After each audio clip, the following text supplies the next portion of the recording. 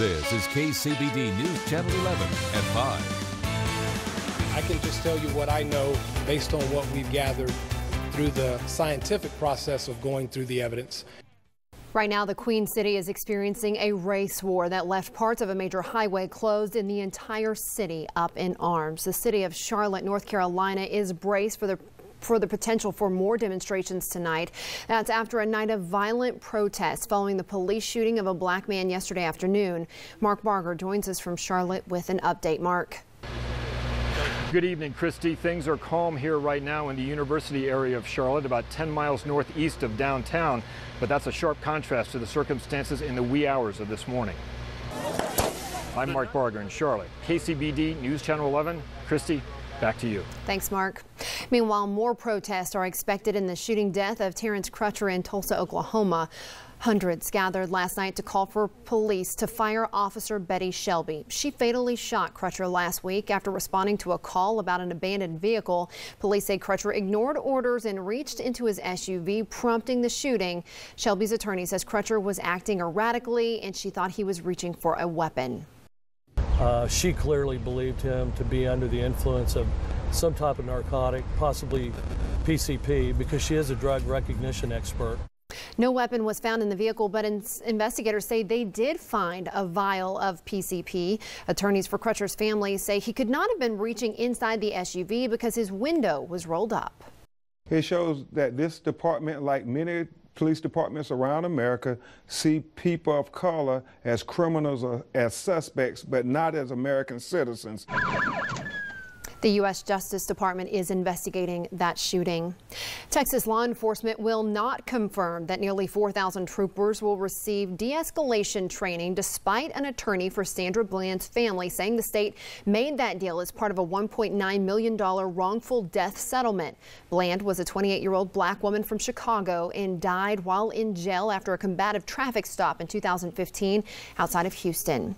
And stay with us right here on KCBD News Channel 11 for the latest from Charlotte. We'll continue to keep you updated on air and online. This just into the newsroom, more trouble for Bluebell ice cream. The company is recalling select products that contain chocolate chip cookie dough due to a possible health risk. The recall affects products produced at their plant in Alabama and includes chocolate chip cookie dough and cookie two-step ice creams. The company says an ingredient supplied by a third-party supplier could potentially contain listeria.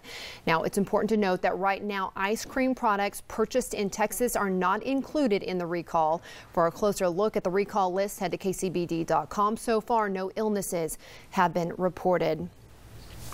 We are learning new details surrounding an alleged kidnapping over the weekend. Juan Salas is behind bars this afternoon, charged with aggravated kidnapping. He's held on a $250,000 bond. Lubbock police served Salas with a search warrant and found several items of physical evidence confirming the victim's description of events.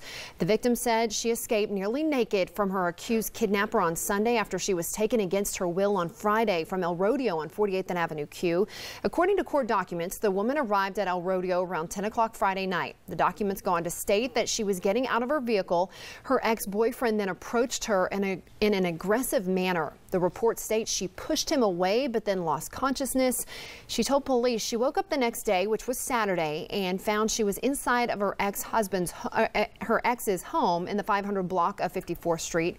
The woman said she was naked and left on a bed with her hands bound behind her back and her ankles bound together. The next day, which was Sunday, as her accused kidnapper was taking a shower, she said she was able to free her wrists and pick up a pair of needle-nose pliers that were left near her to remove the wire from around her ankles.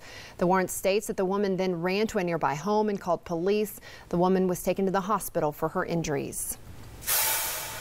It's been another 90-degree day here on the South Plains, but could we see a dip in temperatures for the first weekend of the fair? Let's go to John for more on that. It seems like it's fair time. The weather goes, awry. Yeah, it starts changing just a little bit. And it's definitely going to cool down, and there's even rain in our forecast. So that's kind of typical for the fair coming up. We'll show you what it looks like going into the weekend this evening. Coming up there, Christy. Okay, thanks so much, John.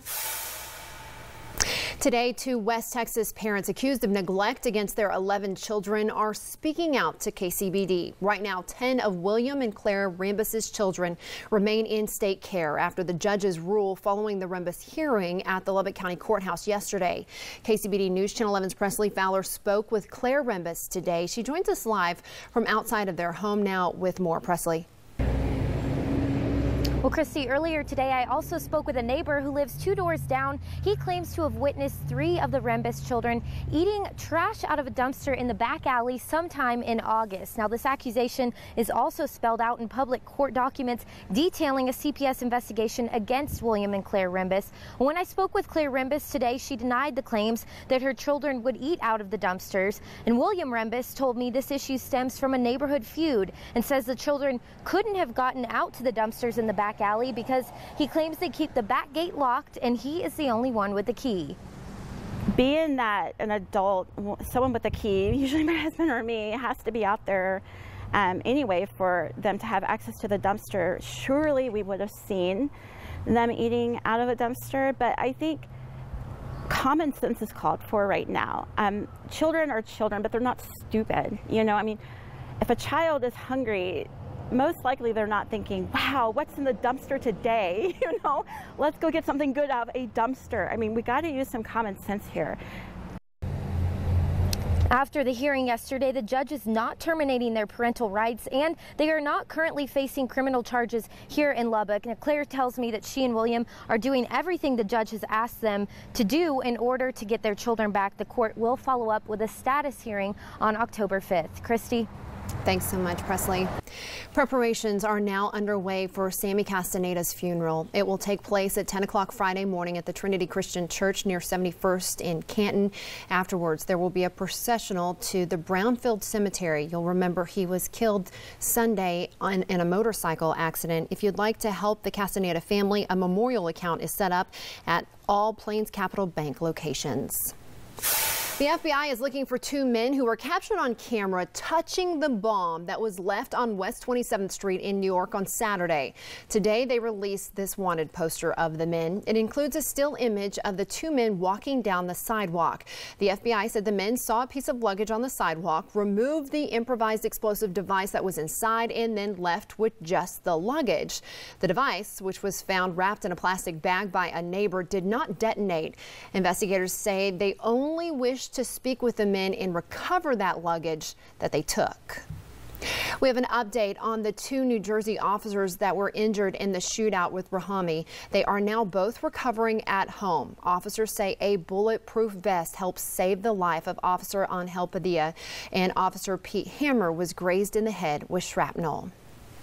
More police officers will soon be working the streets of Chicago. The CPD says it will make 970 new hires over the next 2 years. That includes 516 patrol officers, 92 field training officers, 200 detectives, 112 sergeants, and 50 lieutenants. The decision comes after the city has seen more than 500 homicides this year. 2016 is considered the deadliest year in 2 decades in Chicago. 2 police shootings are leaving many wondering when the violence will stop. Now the candidates are responding. And a merger between 2 corporate giants is forcing the 2 companies to defend their actions. Plus, overtime pay is back in the spotlight. We'll tell you why. And John will tell us when we could see a drop in our temperatures. Both presidential candidates reacted today to police shootings that killed African Americans over the past 48 hours. The incident in Charlotte, North Carolina sparked a near riot that injured officers. Edward Lawrence is in Washington to show us the responses and new poll numbers. Edward. Well, good evening, Christy. Today marks the first time Donald Trump condemned the shooting, a police shooting of an African American. Over the past month, he is actively reaching out to black voters.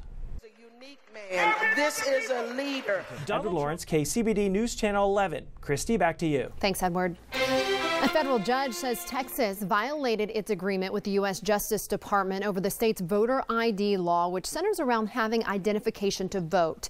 In its educational campaign, Texas changed the wording in its documents, but the Justice Department said the changes were misleading and were likely to discourage minorities from voting. Changes must be made before the start of early voting. The Lubbock National Bank Economic Index numbers are in for July, and officials say Lubbock continues to see positive growth. Consumer spending shows an increase for the first time this year, up more than 3.5% from the previous year. Housing saw the same percentage increase, even though the average sell price of homes went up, meaning if you're selling your home, you're looking to make a profit. And building permit activity is up more than 9% from last July, its highest monthly total since 2005. A coalition of 21 states, including Texas, has sued the U.S. Department of Labor over a new rule that would make about 4 million higher earning workers eligible for overtime pay. The states say the measure is an inappropriate federal overreach from the Obama administration. Right now, top officials for Monsanto and Bayer Crop Science are defending their proposed $66 billion merger as a deal that could help American farmers through greater investments in technology. The concern is that the merger could hurt American farmers who are already struggling with lower crop prices and higher seed costs. The combination of the American seed and weed killer company and the German medicine and farm chemical maker would create a global agriculture and chemical giant with a broad array of products. We have a traffic watch for drivers at 50th in Utica. Crews will begin installing a water line and fire hydrant near that intersection today. Eastbound traffic will be reduced to 1 lane. Westbound traffic will be reduced to 2 lanes. The project is expected to wrap up October 3rd. Drivers are urged to be careful in that area. And part of downtown Lubbock is closed for the Hub City Barbecue, which is tomorrow. That includes Broadway from Avenue Q to M and Main Street from Q to N. Parts of Avenues N and O will also be closed today and tomorrow. The Hub City Barbecue starts at 5 p.m. tomorrow. Tickets are $30 for adults and $15 for kids 6 to 10.